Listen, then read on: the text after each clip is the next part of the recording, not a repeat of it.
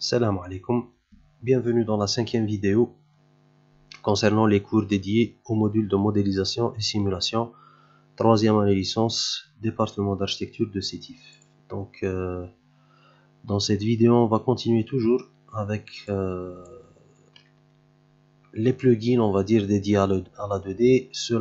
Mais cela ne veut pas dire qu'on ne peut pas travailler avec la 3D, bien sûr, comme par exemple le plugin qu'on va voir. Donc, il s'agit du plugin, comme vous pouvez le voir, de Tools on Surface.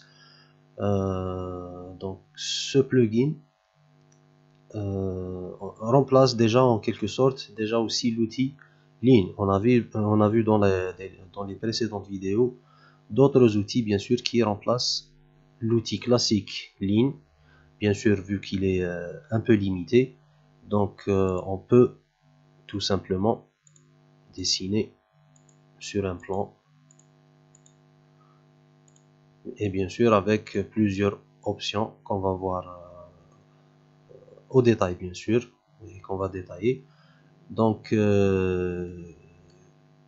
comme on a dit, donc on peut utiliser cet outil, bien sûr, comme un outil classique de dessin sur un plan.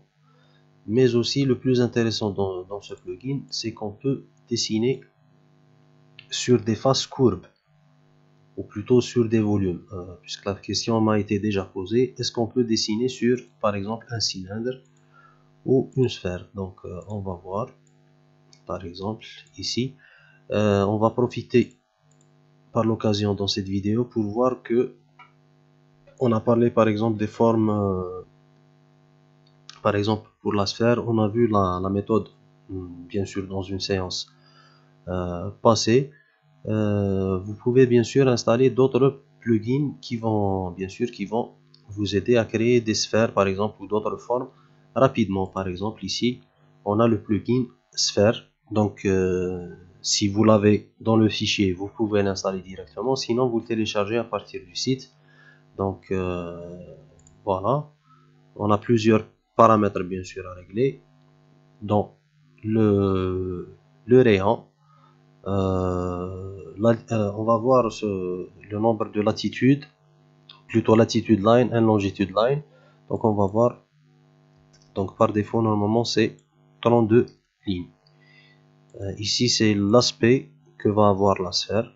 Donc on va voir par exemple, donc là le diamètre il est de 2. On va bien sûr vous le trouvez sur le volet dessiné tout en bas quand vous l'installez, sphère.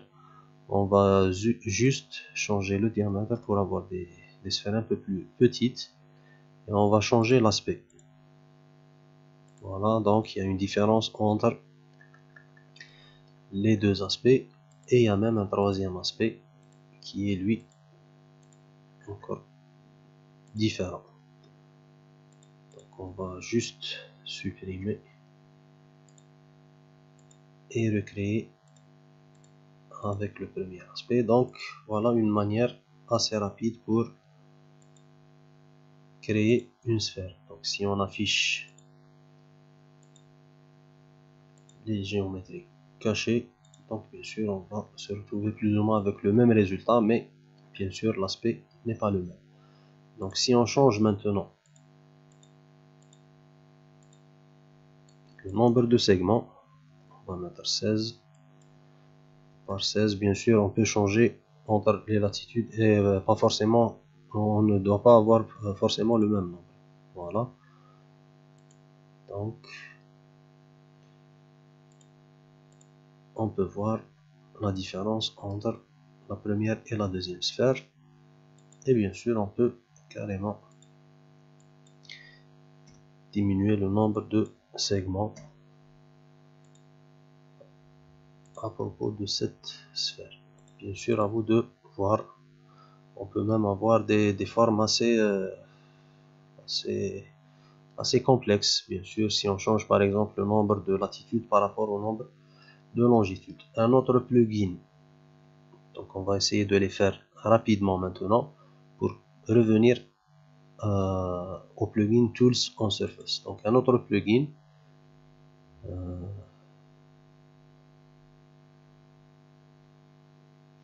Voilà, donc polyhédra, comme son nom l'indique. Je crois qu'il n'est pas avec plutôt dans le fichier que je vous ai donné. Donc là, c'est pour créer les formes les plus simples. Donc un tétraédron, je crois, c'est une pyramide, on va voir. Donc ici, il vous demande par quoi vous voulez le paramètre, bien sûr, que vous allez rentrer pour dessiner votre polyèdre. Donc là, je vais laisser le côté. Donc il vous demande le côté, bien sûr. Il est de 1. Donc voilà, donc c'est un polyèdre. C'est une pyramide, bien sûr, à base triangulaire. Et dont tous les côtés plutôt sont égaux et sont égaux à 1. On va changer maintenant. Le cube, c'est clair. L'octaédron, donc il a 8 côtés normalement. Donc on va garder. Voilà, donc si vous comptez le nombre de côtés, il est de 8, ainsi de suite. Bien sûr, vous avez plusieurs. Donc là, c'est 8 do.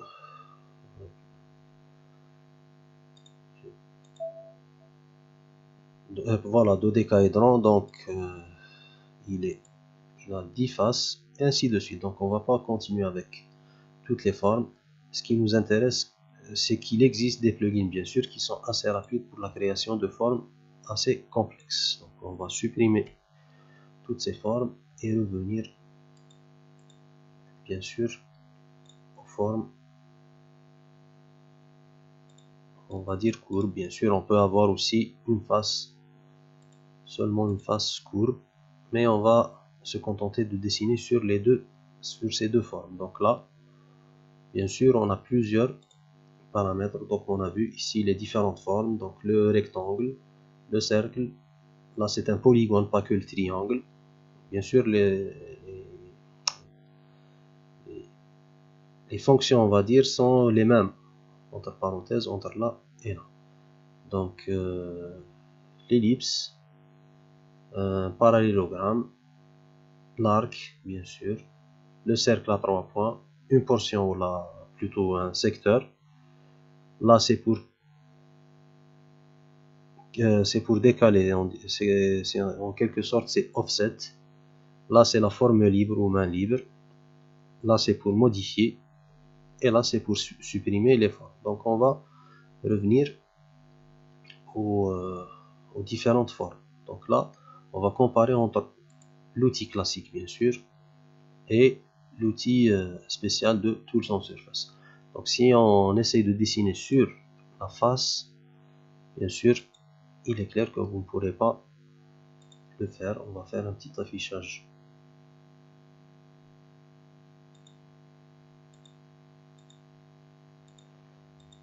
Plutôt style d'arrêt. Filaire, voilà. Donc la forme, ou plutôt la ligne, est à l'intérieur du cylindre.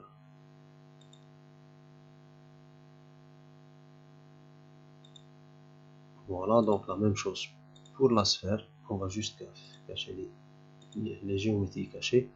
Donc la même chose pour la sphère. L'objet est à l'intérieur, ou plutôt la ligne est à l'intérieur.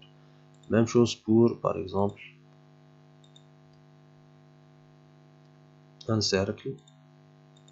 Voilà, qui est à l'extérieur maintenant.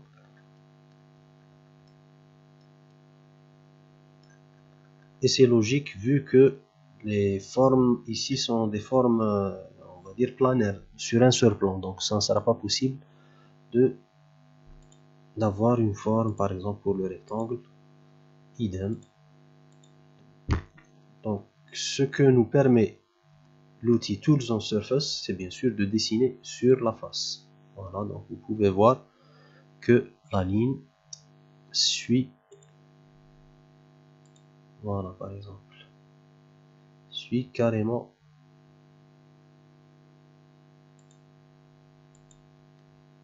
la face. Donc vous pouvez dessiner sur la face elle-même. La même chose. Pour la sphère, juste un instant. Il faudra que là, l'objet, plutôt la sphère, est sous forme de composante. Donc il faudra l'éclater plutôt. On supprime l'ancienne ligne. C'est pour ça que il n'a pas dessiné sur la face. Donc il faudra que l'objet soit sous forme de face et non pas sous forme de composante. Bien sûr, on peut supprimer cette face.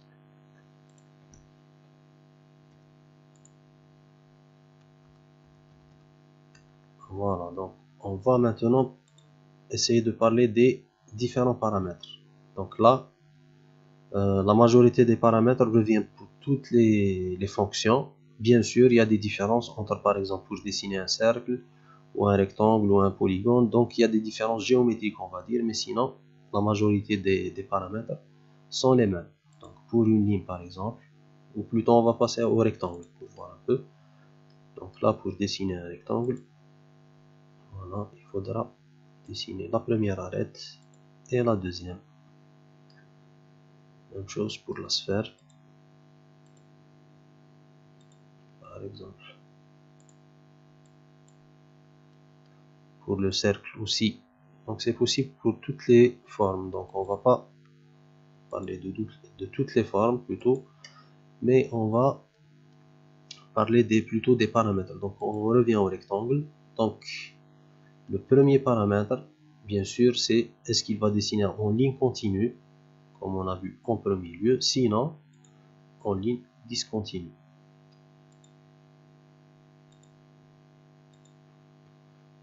Voilà, donc c'est des lignes de construction que vous pouvez avoir, qu'on a vu dans plusieurs vidéos, et même aussi avec l'outil classique. Outil-mètre, bien sûr, on a vu. Donc c'est assez intéressant d'avoir la différence entre une ligne continue et une autre discontinue. Le deuxième paramètre, c'est bien sûr comment dessiner le rectangle. Là, par exemple, la valeur appliquée, c'est bien sûr une longueur, la première longueur, et la largeur ou le contraire. Donc on peut changer de méthode. Là, par exemple, une demi-longueur, par exemple, la demi-longueur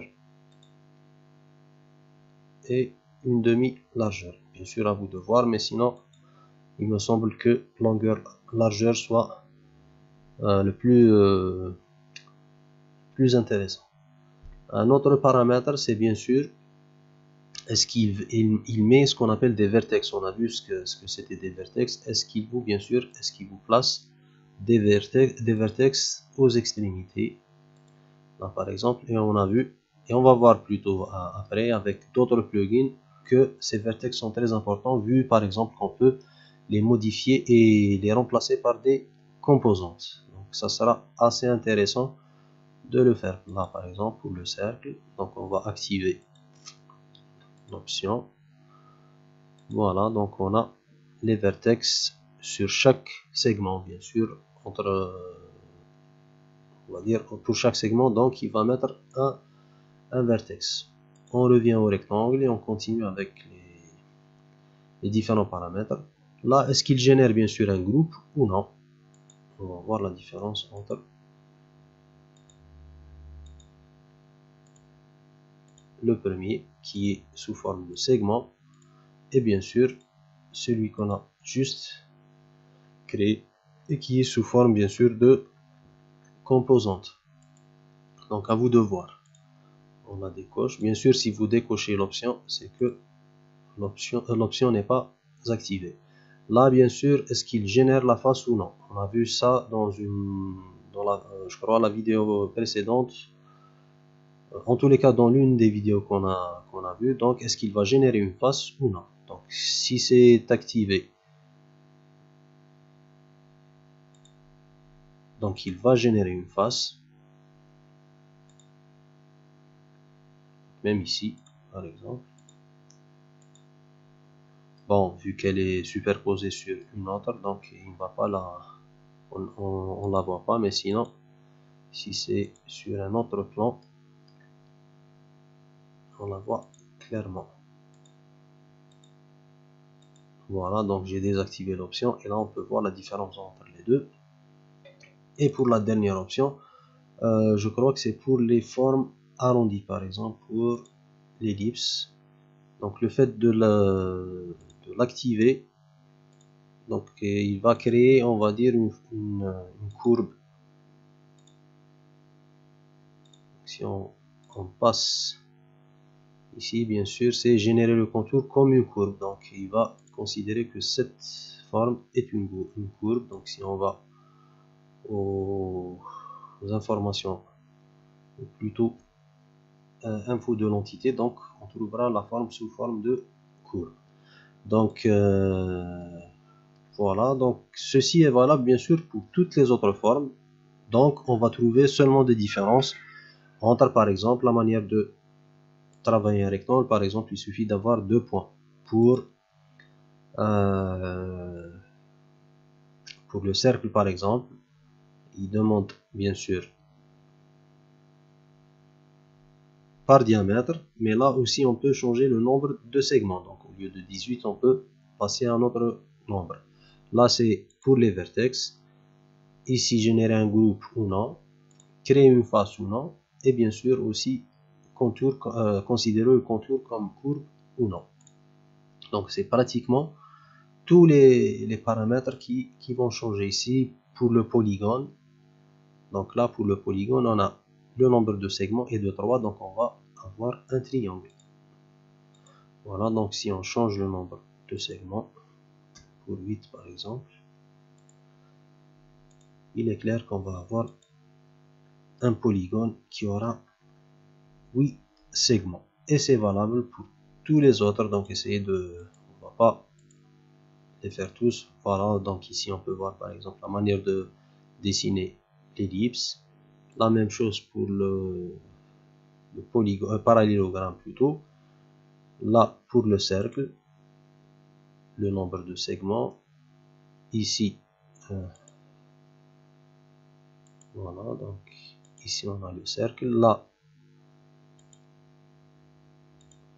on a un petit rapporteur, on va dire, qui est activé ou désactivé. Donc c'est des options visuelles bien sûr. Et la dernière option, comme on a vu, en plus de bien sûr, là donc c'est le secteur, donc c'est une partie de cercle, comme on va voir. Et là bien sûr la main libre que vous pouvez bien sûr utiliser pour avoir plus ou moins des formes assez assez régulières plutôt que fluides, parce que pour avoir des formes assez on va dire assez courbes, donc vaudra mieux utiliser l'un des plugins qu'on a vu dans les vidéos précédentes. Sinon bien sûr on peut avoir une forme assez fluide, on va dire. Et bien sûr on pourra modifier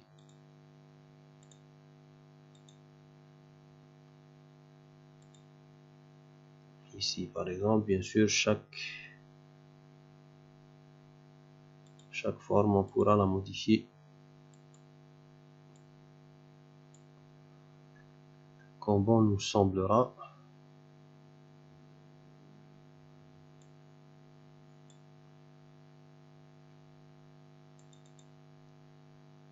Par exemple, mais bien sûr on ne peut pas modifier les objets créés avec SketchUp classique bien sûr. Et bien sûr on peut carrément supprimer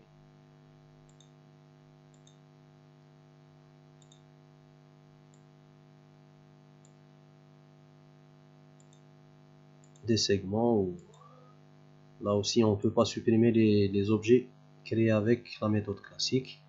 En tous les cas c'est un outil ou plugin assez intéressant qui vous aidera bien sûr